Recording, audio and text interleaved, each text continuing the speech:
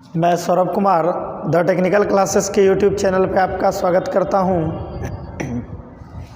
आज हम लोग अप्लाइड केमिस्ट्री का जो यूनिट 3 है इंजीनियरिंग मटेरियल, यूनिट 3 जो इंजीनियरिंग मटेरियल है इसका पहला लेक्चर क्लियर करेंगे। ठीक है, आप लोग हमारे चैनल को लाइक तथा सब्सक्राइब करें और अपने दोस्तों के बीच शेयर करें। चलिए हम लोग स्टार्ट करते हैं लेक्चर 1। चलिए इंट्रोडक्शन कह रहा है इसका कि इंजीनियरिंग मटेरियल क्या होता है, इसके बारे में पहले जानेंगे हम लोग। तो कह रहा है कि the substances which are useful, समझिएगा, the substances which are useful in the field of engineering for design and manufacturing are called engineering material. कि वैसा सब्सटेंस जो इंजीनियरिंग में, ठीक है, डिजाइन के पर्पस से या मैन्युफैक्चरिंग के पर्पस से जिस मटेरियल का, जिस सब्सटेंस का यूज करते हैं उसको क्या कहते हैं, इंजीनियरिंग मटेरियल कहते हैं। कोई दिक्कत? तो देख लीजिए फिर से, the substance which are useful in the field of engineering, कहाँ पे, इंजीनियरिंग में, फॉर डिजाइन, डिजाइन के लिए या मैन्युफैक्चरिंग के लिए, उसको क्या बोलेंगे हम लोग, वैसे सब्सटेंस को क्या बोलेंगे, इंजीनियरिंग मटेरियल। कोई दिक्कत? कि वैसा सब्सटेंस जो इंजीनियरिंग में यूजफुल होता है फॉर डिजाइन पर्पस से या कह सकते हैं मैन्युफैक्चरिंग पर्पस से, तो वैसा सब्सटेंस को क्या कहते हैं, इंजीनियरिंग मटेरियल कहते हैं। कोई दिक्कत?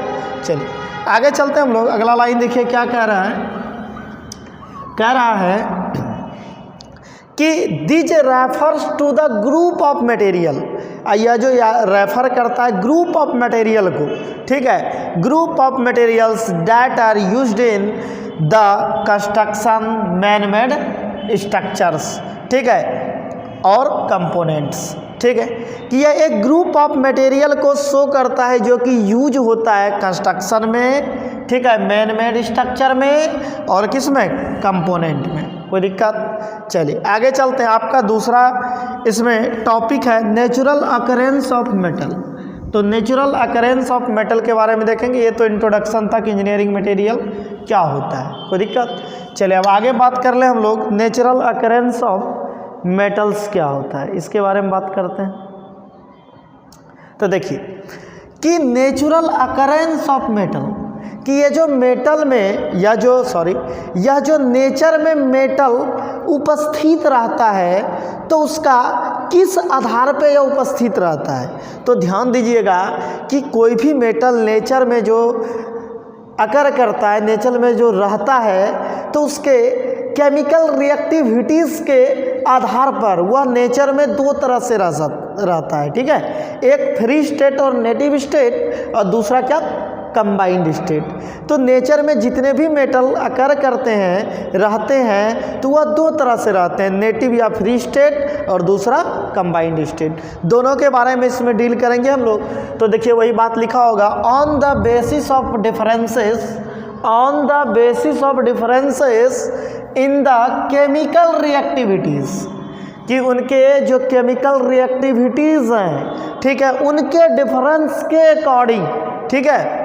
चलिए, on the basis of differences in the chemical reactivities of elements, the elements are found in nature, ठीक है, उनके केमिकल रिएक्टिविटीज के डिफरेंस के आधार पर एलिमेंट नेचर में मिलता है। कोई दिक्कत? चलिए तो अब बात कर लेते हैं कि ये जो नेचर में मिलता है तो यह दो प्रकार से मिलता है। ठीक है, एक क्या, फ्री स्टेट और नेटिव स्टेट, और दूसरा क्या, कंबाइंड स्टेट। अब दोनों के बारे में बात करेंगे। तो देखिए कह रहा है कि ए नंबर, नेटिव और फ्री स्टेट, या जो नेचर में मिलता है दो तरीका से मिलता है। किसके आधार पर? ऑन द बेसिस ऑफ क्या, केमिकल रिएक्टिविटीज। ठीक है, तो पहला क्या, नेटिव स्टेट। तो वैसे एलिमेंट, ठीक है, नेटिव या फ्री स्टेट में पाए जाते हैं जिनका केमिकल रिएक्टिविटीज क्या, बहुत कम होता है, लेस होता है। ठीक है, वो क्या होते हैं, नेटिव और फ्री स्टेट में पाए जाते हैं। चलिए देख लेते हैं इसमें क्या कह रहा है। कह रहा है कि the element which have very low reactivities, ठीक है, वैसे एलिमेंट जो क्या रखते हैं बहुत लो रिएक्टिविटीज़, कोई दिक्कत, are not are not attacked by, और जिस पर कोई प्रभाव नहीं पड़ता है, किसका, एयर का, मॉइस्चर का और कार्बन डाइऑक्साइड का और अदर नॉन मेटल का, इज कॉल्ड नेटिव और फ्री स्टेट। कोई दिक्कत? वैसे एलिमेंट जिसका कि केमिकल रिएक्टिविटीज़ बहुत कम होता है और उस पर न एयर का, मॉइस्चर का, कार्बन डाइऑक्साइड का और कोई नॉन मेटल का कोई प्रभाव नहीं पड़ता है, उसको क्या कहते हैं, फ्री स्टेट और नेटिव स्टेट। तो वैसे एलिमेंट क्या कहलाएंगे, नेटिव या फ्री स्टेट। कोई दिक्कत? चलिए आगे देखते हैं, इसमें एक पॉइंट देके लिखे हुए हैं, कोई इंपॉर्टेंट बात, चलिए इसको भी डील कर लेते हैं। चलिए आगे कह रहा है कि only a few less reactive elements, only a few, ठीक है, लेस रिएक्टिव एलिमेंट्स लाइक, कह रहा है कि बहुत कम कुछ ही एलिमेंट जो होते हैं जैसे carbon, nitrogen, sulphur, noble gas, ठीक है, मेटल में देख लीजिए, मेटल में गोल्ड हो गया, सिल्वर हो गया, कॉपर हो गया और आपका प्लेटिनम हो गया, बिस्मथ हो गया, मरकरी हो गया, उसके बाद प्लेटिनम हो गया, उसके बाद आपका एंटीमनी हो गया। ये जो मेटल्स होते हैं ये भी क्या, लेस रिएक्टिव मेटल्स होते हैं, इसीलिए यह नेटिव और फ्री स्टेट में एग्जिस्ट करता है। क्यों करता है? क्योंकि लेस रिएक्टिव एलिमेंट होते हैं। कोई दिक्कत? चलिए, तो these elements are known as native elements, और ऐसे एलिमेंट को क्या कहा जाता है, नेटिव एलिमेंट कहा जाता है। कोई दिक्कत? चलिए आगे चलते हैं। दूसरा जो फॉर्म होता है एलिमेंट का जो नेचर में अकर करते हैं, एक तो था नेटिव और फ्री स्टेट जिसको हम लोग देखें, जो कि लेस रिएक्टिव एलिमेंट होते हैं, वो नेचर में फ्री और क्या, नेटिव स्टेट में एग्जिस्ट करते हैं। लेकिन दूसरा आपका है कंबाइंड स्टेट, तो जिसका रिएक्टिविटी ज़्यादा होता है, ठीक है, वो क्या करते हैं, नेचर में क्या, कंबाइंड करके रहते हैं, ठीक है। जैसे हम लोग आगे देखेंगे वो कंबाइंड कर करके क्या बनाते हैं, तो पहले हम लोग समझ लेते हैं कि कंबाइंड स्टेट क्या होता है, ठीक है। चलिए आगे चलते हैं। तो देखिए दूसरा कह रहा है कंबाइंड स्टेट। कंबाइंड स्टेट देखिए क्या कह रहा है कि the element which are reactive, वैसे एलिमेंट जो रिएक्टिव होते हैं, ठीक है, एंड हैव टेंडेंसी, और उनके पास ऐसा गुण होता है टू कंबाइंड करने का विथ एयर, एयर के साथ, मॉइस्चर के साथ, कार्बन डाइऑक्साइड के साथ, and non metal occur in combined state, और इसीलिए वो क्या करते हैं, नेचर में कंबाइंड स्टेट में रहते हैं। कोई दिक्कत? क्योंकि उनका रिएक्टिविटी क्या है, ज़्यादा है, और उनका टेंडेंसी होता है रिएक्ट करने का, मॉइस्चर हो, एयर हो, नॉन मेटल हो, कार्बन डाइऑक्साइड हो, उनके साथ रिएक्ट करे जाते हैं, क्योंकि वो क्या है, ज़्यादा रिएक्टिव एलिमेंट। चलिए आगे देखते हैं फिर। चलिए आगे कह रहा है आपका दूसरा लाइन इसका,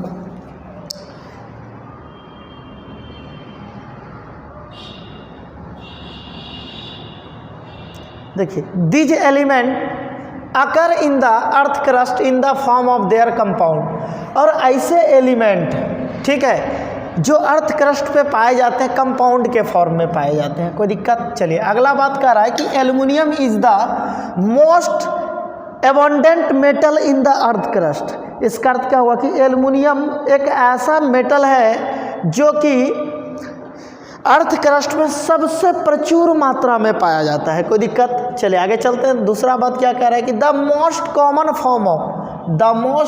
form of metal in the combined state are, और ये जो मेटल्स कंबाइंड फॉर्म में रहते हैं तो वो कंबाइंड फॉर्म क्या क्या होता है, अब इसके बारे में देख लेते हैं। तो देखिए कंबाइंड फॉर्म जो होता है आपका, चाहे तो वो ऑक्साइड के फॉर्म में रहेंगे या नहीं, तो आपका कार्बोनेट के फॉर्म में रहेंगे या नहीं, सिलिकेट के फॉर्म में रहेंगे या नहीं, हाइलाइड के फॉर्म में रहेंगे या नहीं, तो सल्फेट्स के फॉर्म में रहेंगे या फॉस्फेट के फॉर्म में रहेंगे या सल्फाइड के फॉर्म में रहेंगे या नाइट्रेट के फॉर्म में रहेंगे। तो ये जितने भी रिएक्टिव एलिमेंट होते हैं ये कंबाइंड स्टेट में तो रहते हैं, तो वो कंबाइंड स्टेट में किस फॉर्म में रहते हैं? अगर इसका बात किया जाए तो ये इन्हीं सब फॉर्म में रह सकते हैं। फिर से देख लेते हैं, ऑक्साइड के फॉर्म में हो सकते हैं, कार्बोनेट के फॉर्म में हो सकते हैं, सिलिकेट के फॉर्म में हो सकते हैं, हाइलाइड के फॉर्म में हो सकते हैं, सल्फेट के फॉर्म में हो सकते हैं, फॉस्फेट के फॉर्म में हो सकते हैं, या सल्फाइड्स के फॉर्म में हो सकते हैं, या नाइट्रेट के फॉर्म में हो सकते हैं। इन सब फॉर्म में वो अवेलेबल हो सकते हैं अर्थ क्रस्ट पे, कोई दिक्कत? चलिए आगे चलते हैं। फॉर एग्जाम्पल यहाँ पे आपका दिया हुआ है कि ऑक्साइड में कौन कौन मिलेगा। फॉर एग्जांपल में देखेंगे आपका सल्फाइड के फॉर्म में कौन कौन मिलेगा, नाइट्रेट के फॉर्म में कौन कौन मिलेगा। तो यहाँ पे एग्जांपल में एक टेबल बना के दिखा दिए, चलिए देख लेते हैं। तो चलिए देखिए, कह रहा है अगला आपका कि कंबाइंड फॉर्म। देखिए अब ये जो अर्थ क्रस्ट पे जो क्या मोर रिएक्टिव एलिमेंट होते हैं तो वो अर्थ क्रस्ट में क्या होते हैं? कंबाइंड फॉर्म में अवेलेबल होते हैं। तो वो जो कंबाइंड फॉर्म में अवेलेबल होते हैं तो उनका देखते हैं कि कौन कौन सा फॉर्म में कौन कौन एलिमेंट पाए जाते हैं। तो इधर देखिए आपका कंबाइंड फॉर्म लिखा हुआ है, उधर मेटल लिखा हुआ है। तो चलिए क्या करके डील करते हैं। एज ऑक्साइड, अब देखिए ऑक्साइड के फॉर्म में कौन कौन होता है, ऑक्साइड के फॉर्म में कौन कौन होता है। चलिए तो ऑक्साइड के फॉर्म में देखिए कॉपर होता है, जिंक होता है, एल्युमिनियम होता है, आयरन होता है, कोई दिक्कत? आगे देखिए एज सल्फाइड, सल्फाइड के फॉर्म में देखिए कॉपर, जिंक, यहाँ पे देखिए सारा लिखा हुआ है, कोई दिक्कत? एज हाइलाइड, हाइलाइड के फॉर्म में देख लीजिए कौन कौन होता है। उसके बाद आपका हाइलाइड जो होता है, हाइलाइड के फॉर्म में दो तरह का मेटल होता है, एक क्लोराइड का फॉर्मेशन करता है, दूसरा फ्लोराइड का फॉर्म करता है। एक क्लोराइड के फॉर्म में अवेलेबल होता है, दूसरा फ्लोराइड के फॉर्म में होता है। तो क्लोराइड के फॉर्म में देख लीजिए कौन कौन होता है। तो एल्युमिनियम हो गया, सोडियम हो गया, कैल्शियम हो गया, क्लोराइड के फॉर्म में मिलेगा आपको। सॉरी, हाँ ठीक है, क्लोराइड के फॉर्म में यहाँ पे देख लीजिए, ये सब आपका फ्लोराइड के फॉर्म में रहता है। एल्युमिनियम, ठीक है, एल्युमिनियम, सोडियम और क्या, कैल्शियम, ये सब फ्लोराइड के फॉर्म में होता है, ठीक है। चलिए और यहाँ पे देखिए क्लोराइड के फॉर्म में आपका कौन कौन रहता है, यहाँ पे देख लीजिए Ag, Na, K, Mg, ये सारा किस में रहता है? क्लोराइड के फॉर्म में रहता है, कोई दिक्कत? चलिए आगे चलते हैं।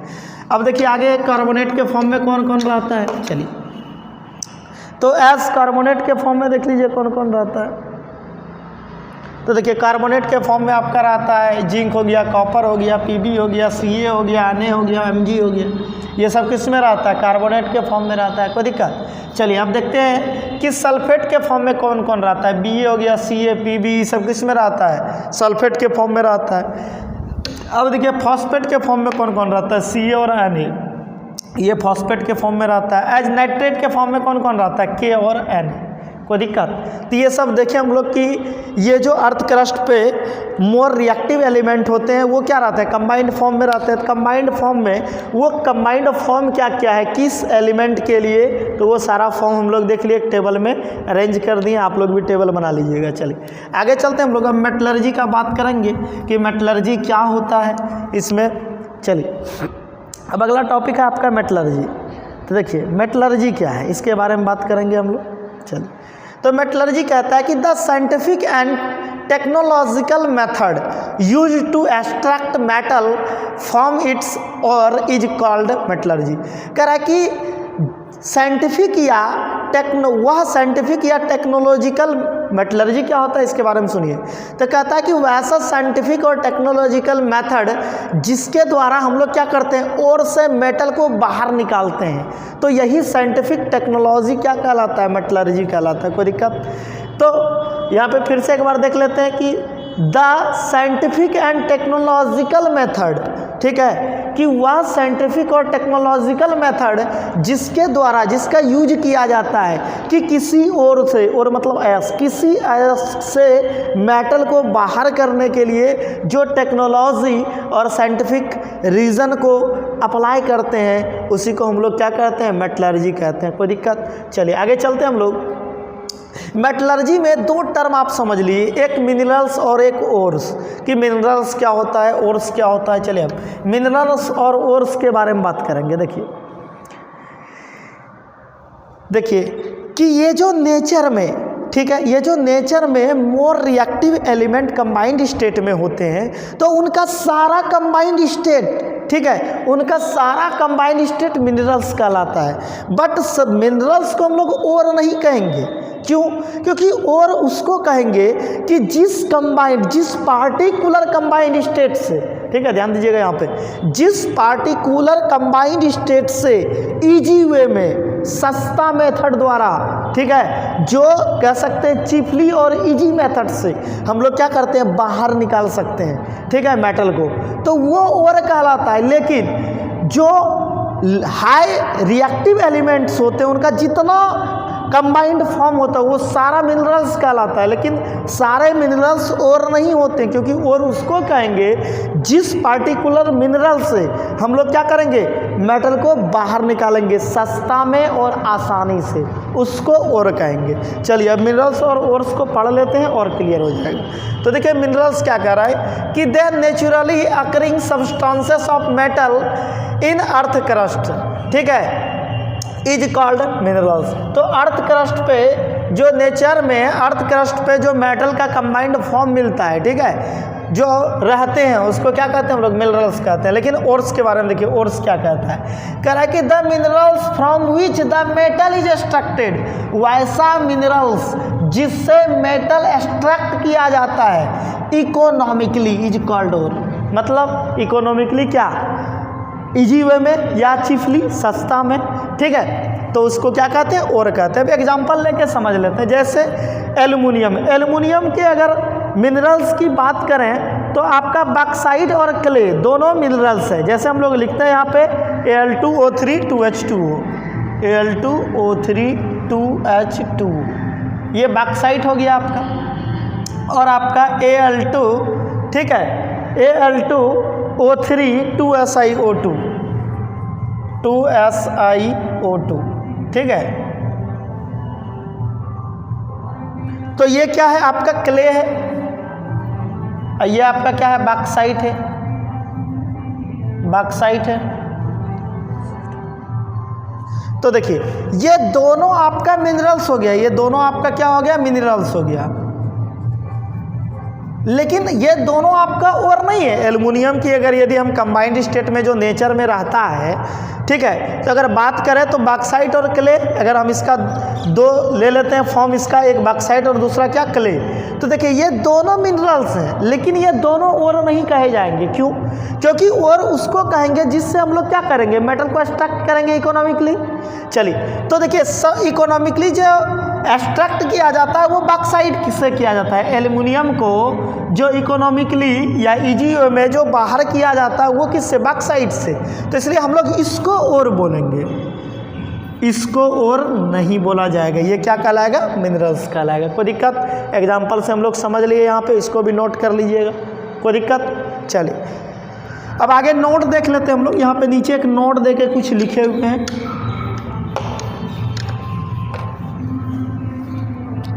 देखिए नोट दे के लिखे हुए हैं, नोट को पढ़ लेते हैं। कह रहा है कि all ores are minerals but all minerals are not ores. सही बात है कि जितने भी ओर होते हैं उनको मिनरल कह सकते हैं, लेकिन जितने भी मिनरल है उसको और नहीं कह सकते हैं। नोट दे के लिख लीजिएगा आप लोग भी। चलिए आगे चलते हैं। अब कह रहा है कि मेटलर्जी इन्वॉल्व्स फॉलोइंग स्टेप। अब मेटलर्जी में हम लोग जो किसी भी कंबाइंड स्टेट से मेटल को जो बाहर निकालते हैं, प्योर मेटल को जो बाहर निकालते हैं, ठीक है, एक्सट्रैक्ट कराते हैं, तो उसके लिए क्या क्या स्टेप्स होते हैं, उन स्टेप्स को देखेंगे हम लोग। तो चलिए वही बात यहाँ पे कह रहा है कि metallurgy involves following steps. Metallurgy में फॉलोइंग स्टेप क्या होता है, इन्वॉल्व होता है। चलिए तो देखते हैं पहला स्टेप क्या है, क्रशिंग एंड ग्राइंडिंग। तो देखिए क्रशिंग और ग्राइंडिंग को पल्वराइजेशन भी कहते हैं। क्रशिंग और ग्राइंडिंग का अर्थ क्या होता है, उनको पाउडर के फॉर्म में कन्वर्ट करते हैं, ठीक है। तो सबसे पहला स्टेप क्या होता है, क्रशिंग एंड ग्राइंडिंग। इसी को पल्वराइजेशन भी कहते हैं। इसको क्या कहते हैं, पल्वराइजेशन। इसमें क्या किया जाता है कि ओर को पाउडर के फॉर्म में कन्वर्ट किया जाता है। तो पाउडर के फॉर्म में जो ओर को कन्वर्ट करते हैं, इसके लिए दो टेक्निक का यूज होता है, जॉ मिल और स्टैम्प मिल।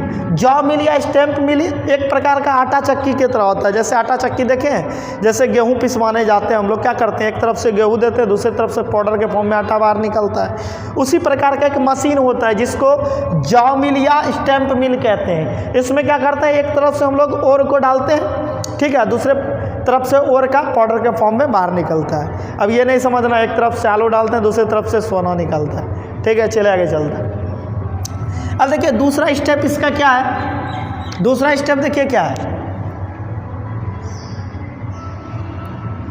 दूसरा स्टेप इसका कह रहा है कंसंट्रेशन ऑफ ओर। क्या कह रहा है, कंसंट्रेशन ऑफ ओर। तो देखिए कंसंट्रेशन ऑफ ओर में क्या हम लोग करते हैं, यहाँ पे आपका देखिए कंसंट्रेशन ऑफ, इसमें मेनली हम लोग क्या करते हैं कि उस पाउडर फॉर्म में जो और जो है आप पाउडर के फॉर्म में आ गया पल्वराइजेशन के बाद, ठीक है, तो हम लोग क्या करते हैं उस ओर से इम्प्योरिटी को बाहर करते हैं। तो इसी मेथड को क्या कहते हैं, concentration of ore. Concentration of ore में क्या करते हैं हम लोग, इम्प्योरिटीज को बाहर निकालते हैं। चलिए अगला मेथड होता है इसका isolation of metal from ore. Isolation of metal from ore, इसका अर्थ क्या हुआ कि अब देखिए मेटल से तो इम्प्योरिटी बाहर हो गया, लेकिन अब देखिए ये मेटल क्या है, कंबाइंड स्टेट में है, इससे हम लोग प्योर मेटल को बाहर करेंगे।